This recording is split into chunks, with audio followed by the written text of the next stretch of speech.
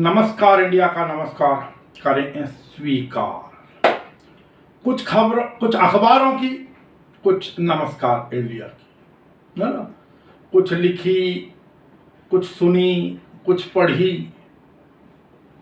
आज हनुमान जयंती सनातन परंपरा के अनुसार, यद्यपि इसमें कोई दो राय नहीं, बहुत सारे लोग हनुमान जयंती दीपावली से एक दिन पहले, जिस दिन छोटी दीपावली कहा जाता है उस दिन भी मनाते हैं, लेकिन अमूमन जो आज के समय में प्रचलन है आज के दिन चैत्र शुक्ल पूर्णिमा, संकट कटे मिटे सब और जो सुने हनुमत बल।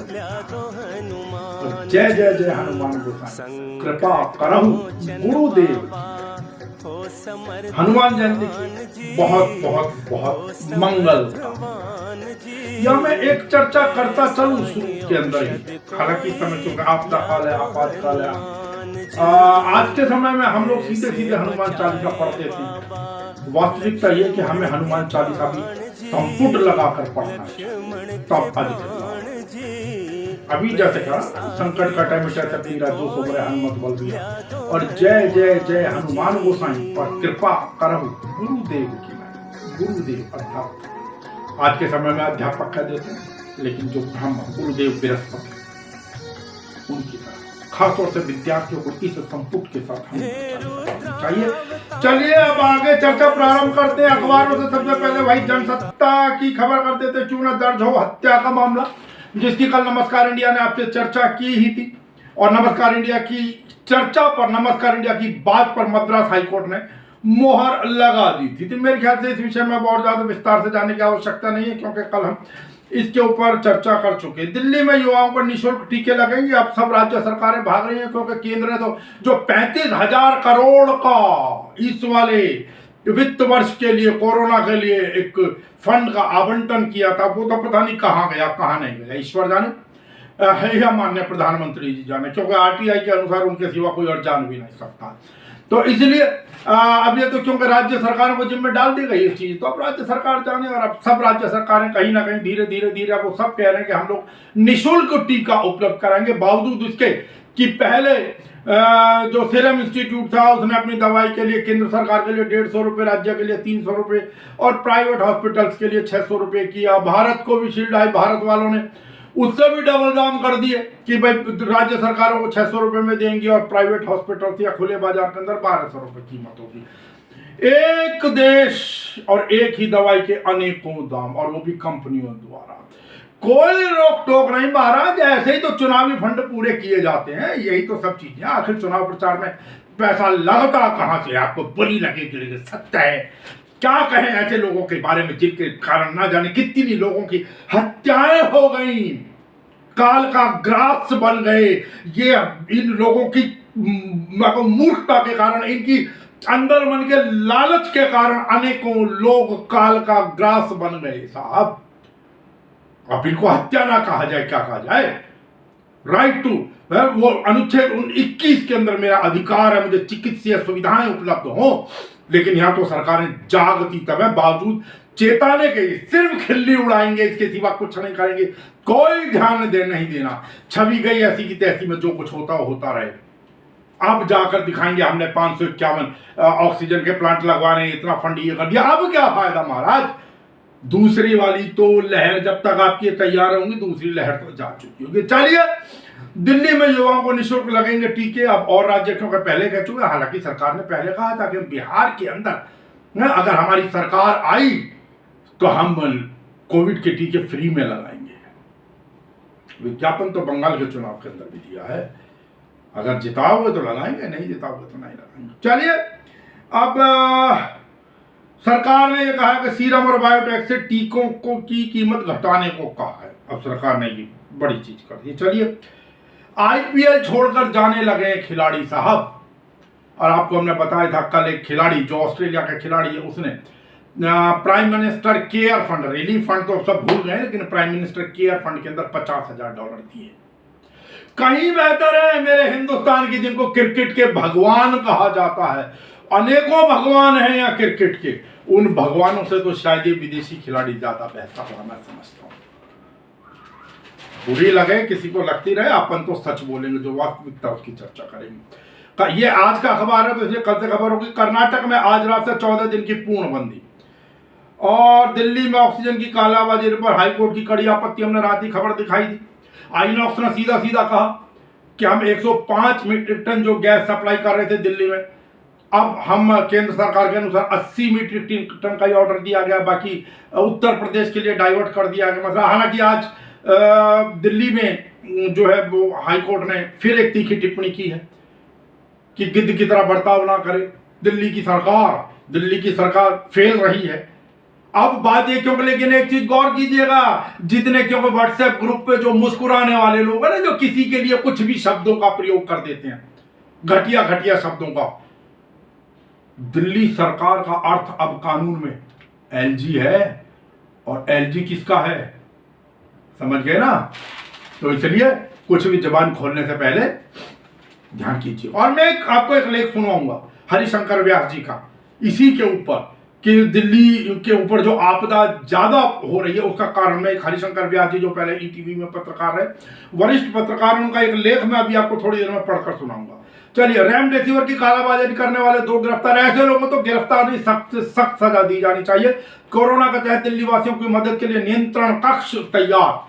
चलिए, आप देर से ही सही, अब क्या कहें आप इसमें, हम लोग तो सिर्फ कह सकते हैं, कहने के बाद तो जो करना है वो आप लोगों ने करना है। आप सब राजा लोग हैं, वो उनकी तरफ गेंद उछालते रहिए, आप अपना लुका छिपी का खेल खेलते रहें। पूर्णबंदी के पहले 6 दिनों में कोरोना से 3500 लोगों की जान गई। अब पूछिए, जिसके परिवार से व्यक्ति जाता है वो बताएगा इस विषय में। मौत की वजह कोरोना बताने पर पुलिस अधिकारी की पिटाई। क्यों भाई? गोकुलपुरी थाने में तैनात एक एसआई को डॉक्टरों की सलाह पर शख्स की मौत की वजह कोरोना संक्रमण बताना भारी पड़ गया। गुस्साए परिजनों ने पुलिस अधिकारी की जमकर पिटाई कर दी। मामला बिगड़ता देख अधिकारी ने पुलिस बल बुलाया। हालांकि बाद में पुलिस ने हमला करने वाले 3 भाइयों को गिरफ्तार कर लिया। लोग आपा भी खो रहे हैं। एक अपोलो अस्पताल का भी आज एक वो विजुअल आ रहा है, लोग आपा भी खो रहे हैं इसके अंदर। अब क्या कहें साहब, नहीं खोना चाहिए, कहना बहुत आसान है। आप कहीं चले जाइए साहब, हालात बहुत खराब हैं। योगी जी कितनी धमकी दे रहे हैं, आपकी संपत्ति जब्त कर ली जाएगी। आपके ही प्रदेश के अंदर अकेले आगरा शहर में 4-5 हॉस्पिटल्स ने तो लगा दिया है लिखकर, उनको ऑक्सीजन की दिक्कत है। और देखिए, इस मेरे हिंदुस्तान के अंदर हॉस्पिटल में जा रहे हैं, मुझे कोरोना के लक्षण हैं तो मुझे आप करें ना एडमिट, लेकिन RT-PCR टेस्ट की रिपोर्ट जब तक नहीं आएगी तब तक आपको भर्ती नहीं करेंगे। ऊपर से कितना ही दिखा ले, लेकिन वास्तविकता यही हो रही है। गुजरात के अंदर एक व्यक्ति नीम के पेड़ के नीचे पड़ा है, इलाज को तड़प रहा, और कारण क्या बताया कि आप 108 नंबर पर कॉल करके एम्बुलेंस से नहीं आए, इसलिए आपको दाखिला नहीं मिलेगा अस्पताल के अंदर। ये सब कुछ होता है क्योंकि व्यवस्थाएं हमारे यहां बहुत कम है। और एक और चीज है कि जिस व्यक्ति को आसानी से रोटी मिलने लगती है वो काम के लिए इधर उधर टिटकारने भी लगता है। ज्यादा काम करना किसी को पसंद नहीं है। आप बैंक में चले जाइए, 10 आदमी फालतू आ जाए तो कुछ ना कुछ एक्स्ट्रा मांगने लगते हैं। सरकारों से भी याद है ना नोटबंदी के समय में, अरे भैया आपने उतने ही घंटे काम किया लेकिन हमें एक्स्ट्रा चाहिए। एंट्री गिन रखी है बैंक वालों ने, इससे ऊपर एंट्री नहीं करेंगे। शोर शराबा मचाने लगते, यूनियन काम ठप करके बैठ जाती हैं। चलिए अब आगे चलें। लोग पहले कोरोना नियमों का पालन करें फिर सरकार को दोष दें, अदालत ने कहा। मुंबई उच्च न्यायालय ने सोमवार को कहा कि लोगों को कोविड-19 मामलों में वृद्धि के बीच सरकार को दोष देने से पहले संयम और अनुशासन दिखाना चाहिए। अदालत ने महामारी के संबंध में विभिन्न दिशा निर्देश जारी करते हुए यह बात कही। और साहब, निःशुल्क टीके का श्रेय लेने की कोशिश अच्छी बात नहीं है। ये बात देखिए, मैं एक ये कांग्रेस ने कही महाराष्ट्र में, एक और घर के भीतर भी मास्क लगाएं लोग। देश में लगातार कोरोना विषाणु संक्रमण बढ़ते मामलों के बीच केंद्र सरकार ने सोमवार को कहा कि यह समय है जब लोग अपने घरों के भीतर भी मास्क पहनना शुरू करें। संक्रमण की श्रृंखला को तोड़ने के लिए राज्यों को सख्त कदम उठाने के लिए कहा गया है। केंद्रीय स्वास्थ्य मंत्रालय के संवाददाता सम्मेलन में नीति आयोग के सदस्य स्वास्थ्य वाले वीके पॉल ने कहा कि संक्रमण की श्रृंखला को तोड़ने के लिए हमें चाहिए कि जरूरी नहीं होने पर अपने घर से बाहर नहीं निकलें। ये तो सभी कह रहे थे। चले अब इससे आगे अगर मैं सूक्ष्म में यही चर्चा करता चलूं, साहब बुखार और जुकाम है तो कोरोना की तरह ही शुरू करें इलाज। ये गुलेरिया साहब जो एम्स के, दिल्ली एम्स के डायरेक्टर हैं, ये उन्होंने कहा है। गौर करें उनके शब्दों के ऊपर। आईपीएल छोड़कर जाने लगे खिलाड़ी भारत के हालात देखते हुए, क्योंकि ऑस्ट्रेलिया जैसे देश में तो आसानी से इन खिलाड़ियों को शायद प्रवेश भी ना मिले। बहुत सारी औपचारिकताएं पूरी इन लोगों को करनी होंगी। कोरोना के खिलाफ जंग में भारत का साथ देंगे, गूगल व माइक्रोसॉफ्ट के सीईओ का आश्वासन। और कोरोना की दूसरी लहर से वृद्धि दर 2.5 अंक से नीचे आने की संभावना पूर्व वित्त सचिव ने कहा है। वर्तमान तो आसानी से नहीं कह पाएंगे इन चीजों को। और मैं इसी में चलते हुए आपको, क्योंकि सूक्ष्म में आपसे और भी विषयों पर चर्चा हो रही है लगे हाथ, तो वैक्सीन का कच्चा माल तत्काल देगा अमेरिका। अब इसमें भी कई लोग व्हाट्सएप ये जितने होते हैं ना, व्हाट्सएप यूनिवर्सिटी वाले गए, कान में कह दिया डोभाल ने, अमेरिका डर गया, कांपने लगा, उसने ये चीजें भेज दी। राज्यों के हज भवन बनेगा कोरोना केयर सेंटर, हज हाउसों में बनेंगे कोविड केयर सेंटर। केंद्र सरकार के अल्पसंख्यक मंत्रालय ने लिया फैसला। लोगों की हर तरह से मदद करने को आगे आ रहे दिलदार। बुजुर्ग पिता को कार में ही ऑक्सीजन देकर बचाया। कल हमने दिखाया था एक पिता किस प्रकार एक व्यक्ति अपने पिता की लाश को, जब एम्बुलेंस नहीं मिली, कुछ नहीं मिला, तो उसकी छत पर ही लेकर गए।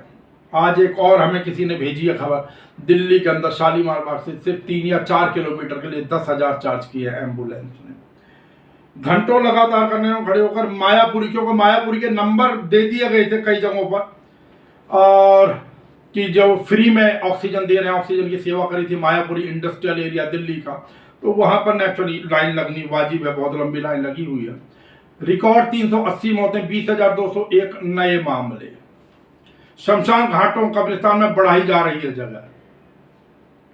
और साहब क्राइम ब्रांच के पास मौजूद जो भी दवाइयाँ वो रिकवर करते हैं लोगों को, ब्लैक मार्केटिंग करने वालों को, अब वो क्योंकि कानूनी दाव पेच होते हैं, उसके बिना आसानी से दी नहीं जा सकती है लोगों को। राधा स्वामी सत्संग व्यास कोविड सेंटर को 5,000 बेड तक बढ़ाया जाएगा। बड़ा प्रचार किया गया था राधा स्वामी बेड का, और उसके बाद उन्होंने नंबर भी जारी कर दिया। नंबर जारी करने के बाद वह नंबर उठते ही नहीं है। यह मैं बिल्कुल व्यक्तिगत हमने किया है, अनेकों बार प्रयास किया है, अनेकों लोगों के कई लोग कसीदे भी कर रहे हैं, लेकिन हम तो खैर हम ये नहीं कह रहे वो काम नहीं कर रहे हैं, काम डेफिनेटली वो लोग कर रहे हैं क्षेत्रों के अंदर। हम बेशक ठीक है, हमारे द्वारा भेजे गए जो भी संदेश है वहां से बेशक उन लोगों को कोई लाभ नहीं मिल पाया, वो एक अलग विषय, कोई बात नहीं, लेकिन काम कर रहे हैं। ऑक्सीजन आपूर्ति करने वालों के साथ तुरंत बैठक करे दिल्ली सरकार, या हाई कोर्ट का है। और साहब सफाई कर्मचारी को mask, PPE kit, face shield, glove नहीं दे रही एमसीडी, आम आदमी पार्टी ने आरोप लगाया। ये सब एक दूसरे के ऊपर चलते रहेंगे साहब। ये है एक, देखिए कई बार ठीक है हम पुलिस को कहते हैं, इसमें कोई दो राय नहीं। आज भी एक वीडियो आया हुआ, किसी ने कहीं पर छापा पड़ा, 10 बजे के बाद पार्टी चल रही थी, डीएम साहब आए और डीएम साहब ने मारना पीटना फटकारना गाली देना शुरू किया, पुलिस ने लठ बजाने शुरू किए, थोड़ा बहुत मतलब लेकिन सबसे पहला जो शिकार बना मुझे लगता है, जो वेशभूषा से नजर आ रहे हैं, पुजारी महोदय नजर आ रहे हैं। पुजारी महोदय के सिर पर थप्पड़ मारा डीएम साहब ने। अब इनसे पूछिए इनको मारने पीटने का अधिकार किसने दिया? डीएम का मतलब ये थोड़ी तुम सिर पे के ऊपर चढ़ के नाचोगे। अरे आप अरेस्ट करो, बिल्कुल अरेस्ट करो, सबसे पहले उस बैंक्वेट हॉल वाले को अरेस्ट करो ना, जिस बैंक्वेट हॉल वाले ने वहां परमिशन दी, जो रात को 10 बजे के बाद रुकने दे रहा है। आप फाड़ कर फेंक रहे, उछाल रहे हैं फिल्मी स्टाइल के अंदर, क्योंकि आप निरंकुश हैं भारतीय परंपरा के अंदर। आपको अधिकार मिल गए, आप उन अधिकारों को बेजाया इस्तेमाल करते हैं। इस हिंदुस्तान में यह सबसे बड़ी दिक्कत है। आप निरंकुश होकर अमानवीय व्यवहार करते हैं। आप तरीके से कहिए बाहर निकालिए और सबको अरेस्ट कीजिए, कौन मना कर रहा? लेकिन ये उखाड़ कर कागजों को फाड़ कर उछाल देना, वो दिखाने के लिए हमारे पास परमिशन है। आप ठीक है कह रहे हैं 10 बजे के बाद की नहीं होगी, आप अरेस्ट कीजिए, सबको कीजिए। अब पुजारी को मारने का क्या लाभ? आपने जो सिर के ऊपर मारा थप्पड़ देकर, क्यों वो बेचारा कुछ बोल नहीं सकता? यही दुख है ना। और उन पुजारियों के पीछे कोई संगठन नहीं है। आप किसी और संगठन के किसी व्यक्ति के एक बार हाथ तो लगाकर दिखा दीजिए डीएम साहब। कल एक बार पिछले वर्ष भी किसी प्रकार हो रहा था, एक पति पत्नी का झगड़ा था आपस में, काउंसलिंग की जगह वो महोदया पीट रही है उसको, मार रही है, थप्पड़ मारी, आपको किसको कितना अधिकार दिया? लेकिन यहाँ पर क्योंकि कोई एक्शन तो लिया नहीं जाता ना, काम तो इन्हीं लोगों से कराए जाते ना, यही तलवे चाटते फिरते रौबदार नेताओं के। चलिए जो भी है, पुलिस का तो कम से कम मानवीय चेहरा। पुलिस की एक सबसे बड़ी दिक्कत क्या होती है कि कई बार इनको सीधा सबसे पहले डील इन्हीं को करना पड़ता है आम आदमी से।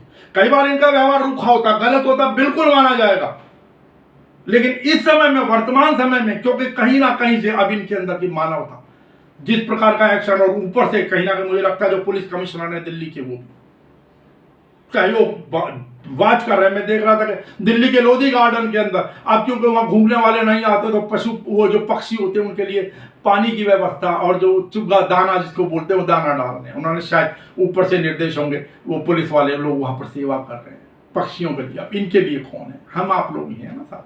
खैर, घर में पड़ी है लाशें, पूछने वाला कोई नहीं, पुलिस करा रही अंतिम संस्कार। पति की मौत के 2 दिन बाद पत्नी भी चल पड़ी। एसआई मुरारी ने फर्ज निभाया। नमस्कार करते हैं मुरारी साहब, आपको बारंबार नमस्कार है, नमस्कार इंडिया का। सब इंस्पेक्टर हैं मुरारी साहब। और हम आगे, ये देशबंधु गुप्ता रोड थाना पुलिस में ही ये तैनात हैं। इसका मतलब जो उन्होंने वहां पर करा, एक परिवार 4 दिन 3 मौतें, कोरोना काल में फर्ज और रिश्तों का संक्रमण। पुलिस को भाई ने दिल्ली आने से किया मना। किसी व्यक्ति की डेथ हो गई है, 30,000 मेट्रो पार्किंग के पास एक अधेड़ का शव पुलिस को फुटपाथ पर मिला। जब पुलिस ने यूपी में बैठे उसके छोटे भाई से संपर्क किया तो उसने शव को अंतिम संस्कार करने से मना कर दिया। तब सिविल लाइन थाने के जवान आगे आए और अधेड़ की अंतिम संस्कार करवा दिया। अधेड़ का घर में मौत का मातम, पड़ोसियों ने बाहर से ताला लगा दिया। बुजुर्ग की थमती सांसों को थामा। सेना अधिकारी के ससुर का भी किया अंतिम संस्कार। लद्दाख में तैनात लेफ्टिनेंट कर्नल, नाम नहीं लूंगा मैं, के ससुर विश्वनाथ की कोरोना से मौत हो गई। पड़ोसियों ने अंतिम संस्कार से मना कर दिया तो द्वारका उत्तरी थाना पुलिस ने अंतिम संस्कार करवाया। द्वारका जिला पुलिस उपायुक्त को लद्दाख से, मैं फिर नाम नहीं ले रहा हूं, ने फोन पर बताया कि उनके ससुर की मौत हो गई है। वे अकेले ही रहते थे। उन्हें अंतिम संस्कार करने के लिए ना तो छुट्टी मिल रही है और ना ही वे ड्यूटी छोड़कर आ सकते हैं। उनका कोई जानकार भी नहीं है तो अंतिम संस्कार करा सके, तो इसलिए द्वारका थाने की पुलिस ने उनका अंतिम संस्कार कराया। भैया बारंबार नमन है और प्रभु आपके ऊपर कृपा बनाए, यही कहा जा सकता। रुक नहीं रही रेमडेसिविर की कालाबाजारी। ऐसे लोगों को तो सख्त तरीके से इनके विरुद्ध कार्रवाई हो, जेल में डाल दो। इनको तो एक समय की रोटी भी नहीं दी जानी चाहिए, हम तो ये कह रहे हैं। हालांकि मैं कोई जज नहीं हूं, मेरे कहने से कुछ नहीं होगा, लेकिन इन लोगों के विरुद्ध सर कोई ना कोई जब तक सख्त कार्रवाई नहीं होगी। महापौर उप महापौर सदस्यों के चुनाव 18 मई को होंगे। चुनाव जरूरी है साहब हिंदुस्तान के अंदर। मद्रास हाईकोर्ट ने खैर चलो उनको तो लताड़ दिया चुनाव आयोग को, लेकिन उत्तर प्रदेश के जो पंचायतों के चुनाव हो रहे हैं उसके विरुद्ध वो तो चुनाव आयोग नहीं कराता ना, वो तो राज्य सरकार ही कराती है। एक्शन लिया सरकार के लिए तो, लेकिन चुनाव जरूरी है। चलिए कोई बात नहीं साहब, आदमी तो आते जाते रहते हैं, मरते हैं, मर जाने दीजिए, क्या फर्क पड़ता है। चुनाव जरूरी है, चुनाव नहीं टलने चाहिए साहब। चलो अब इससे आगे ऑक्सीजन पर अस्पताल तक पहुंचे कैसे? मसूड़ों से रक्त के जरिए फेफड़ों में सीधे भी पहुंच रहा है वायरस। ऑक्सीजन की कमी से 3 अस्पतालों में 12 मरीजों की मौत। अब खैर इससे आगे चले, थोड़ा सा ग्राहक बताएंगे बैंकों के विलय से संतुष्ट हैं या नहीं। आरबीआई कराएगा सर्वे। अब सर्वे किस स्तर का होगा? जो एक आम आदमी समस्या को झेलता है उससे किस प्रकार संपर्क साधेगा आरबीआई। अगर आप डिजिटली अखबारों में विज्ञापन के माध्यम से कह देंगे तो वो लोग उन चीजों पर ज्यादा गौर नहीं करते और नेचुरली फिर अंत में आप ही की चलनी जो आपने चाहना। 4 से 8 मई के बीच रोज के संक्रमण मामले पहुंच सकते हैं 4.4 लाख तक। ये थोड़ा सा हम पढ़ देता हूं क्योंकि हमने पहले भी ये खबर दिखाई थी। अब से 3 दिन पहले आईआईटी के वैज्ञानिकों ने जो कहा था कि 11 से 15 मई शायद बताया था उन्होंने कि पीक पर होगा। और तब कि वो भारतीय प्रौद्योगिकी संस्थान के वैज्ञानिकों ने अपने पूर्वानुमान में संशोधन करते हुए एक गणितीय मॉडल के आधार पर अब कहा है कि भारत में कोविड-19 की दूसरी लहर के दौरान उपचाराधीन मामलों की संख्या 14 से 18 मई के बीच चरम पर पहुंचकर 38 से 48 लाख हो सकती है। पहले शायद ये 33 से 35 लाख शायद उस दिन हमने चर्चा की थी। ओह, कर्नाटक में आज रात से 14 दिनों का कर्फ्यू। मेरठ में जहरीली शराब पीने से 14 की मौत, क्योंकि अब आज के समय में ये ना कि भाई सैनिटाइजर के अंदर तो होता एल्कोहल होता। खैर, किसी सदस्य के आपत्तिजनक पोस्ट के लिए व्हाट्सएप समूह का संचालक जिम्मेदार नहीं। चलते चलते आपको एक भारतीय जनता पार्टी के अध्यक्ष नड्डा साहब, है थोड़ा पुरानी वीडियो लेकिन देख लीजिए साहब, बड़ंग मारने में क्या जाता है। अभी अमेरिका का नतीजा आ रहा है। अमेरिका में क्या आरोप लगा कि डोनाल्ड ट्रंप कोरोना को ठीक ढंग से हैंडल नहीं कर सका, यही है ना आरोप। लेकिन 130 करोड़ के देश को मोदी जी ने कोरोना से बचा लिया, समय पर फैसला लेकर के, ये हमको समझना चाहिए। बिना हाड़ की जुबान है ना, चला लीजिए कैसे भी। खैर, कीजिए इंतजार। बाहर निकलने से पहले मास्क जरूर लगाए, और सबसे पहली बात तो है कि यदि संभव हो तो बाहर निकलना ही बंद कर दीजिए प्रभु। फिर भी निकलना हो तो मजबूती से मास्क, घर के बाहर से आते हैं तो हाथ जरूर धोएं।